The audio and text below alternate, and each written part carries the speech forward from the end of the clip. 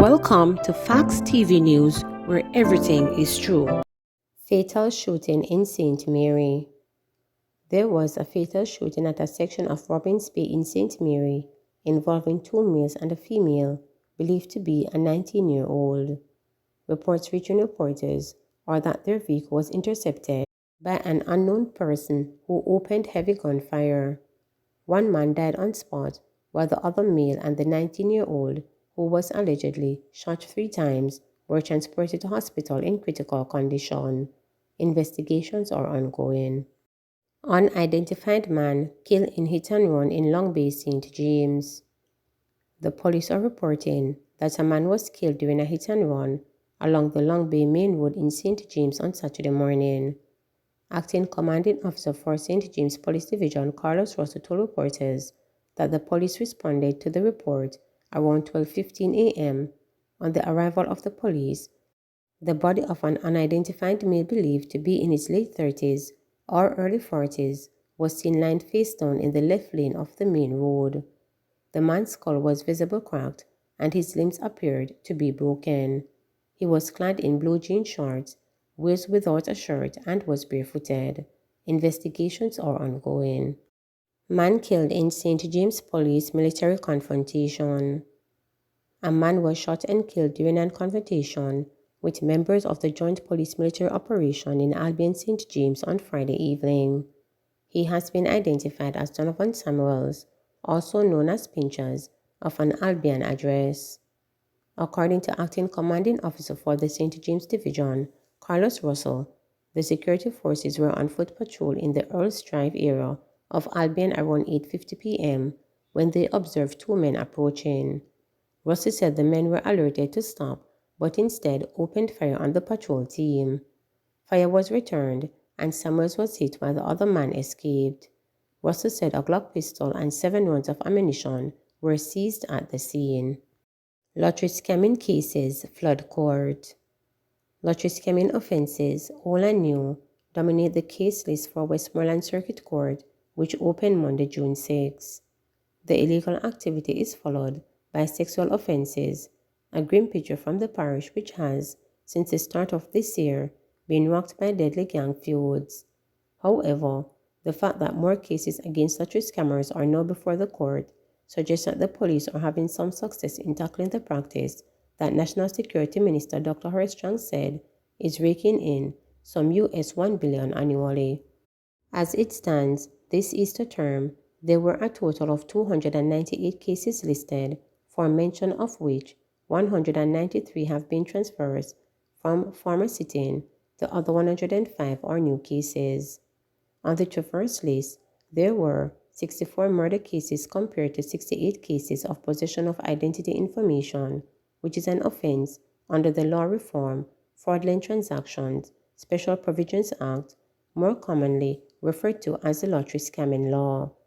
According to Senior Superintendent of Police Wayne Joseph, the commanding officer for the Westmoreland Division, 42 of the remaining 61 cases on the traverse list are sexual offense matters, with the remaining 19 split between wounding assault, causing death by dangerous driving, and other offenses.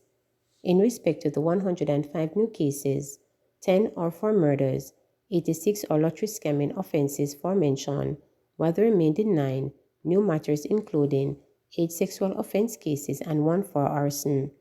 According to the Constabulary's Serious Crimes Report for Westmoreland for January 1 to June 16, 2022, and the comparative period in 2021, there were a total of 46 murders in the space last year this time, compared to 68 murders for the same period this year, a 47.8% increase.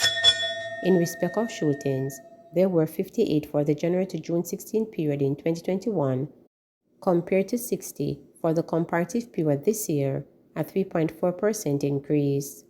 Cases of people being injured for the 2021 period under review totally 54 compared to 58 this year so far.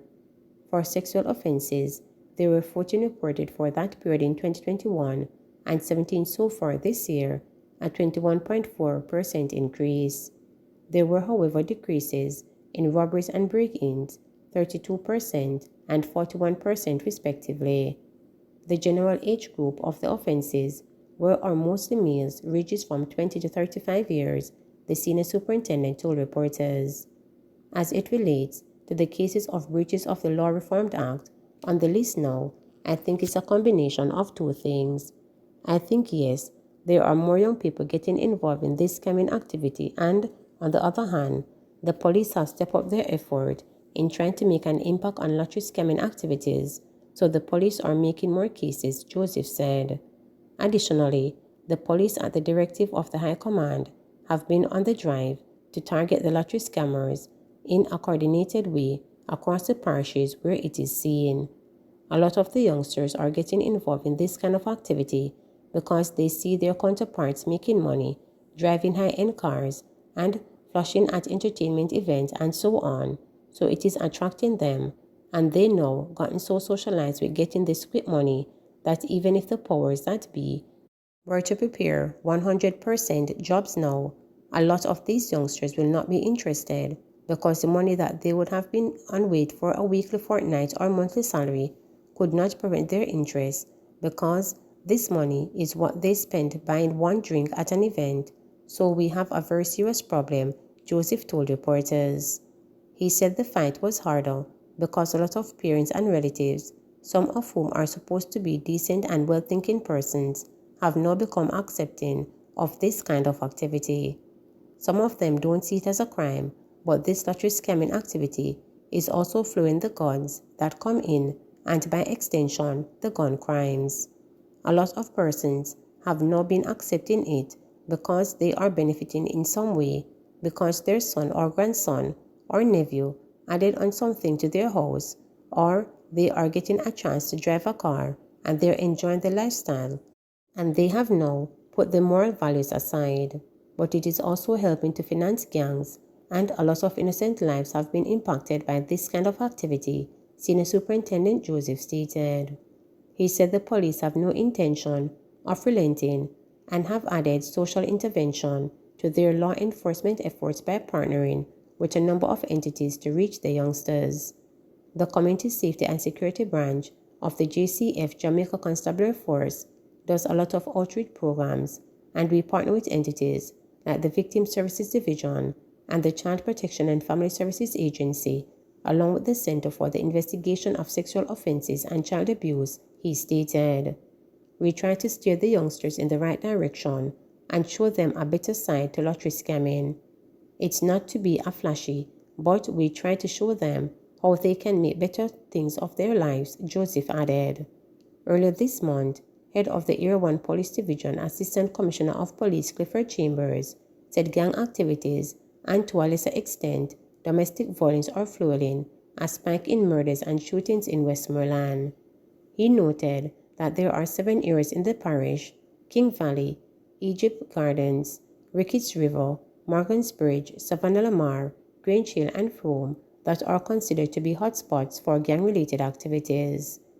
There have been confrontations between the Darling Street, Dexter Street gang and the Kings Valley Antipodes gang, said Chambers, who also noted that the elite police squad has encountered some inter-gang conflict that is causing some tit-for-tat murders.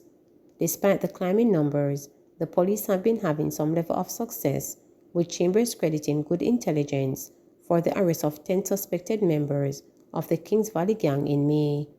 Lottery scamming has long posed a problem for the Jamaican police, who over the years have been working with the U.S. law enforcement agencies to arrest and, in some cases, extradite scammers to America for prosecution.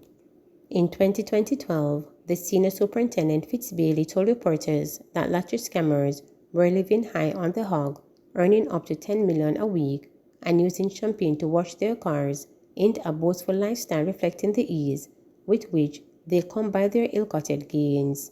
They literally burn money. There is a competition to see who can burn the most money.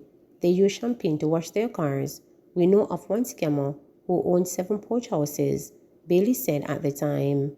He had also disclosed his team's seizure of the Lexus motor car that was in the possession of an 18-year-old. The scammers, police say, are generally young and tech-savvy.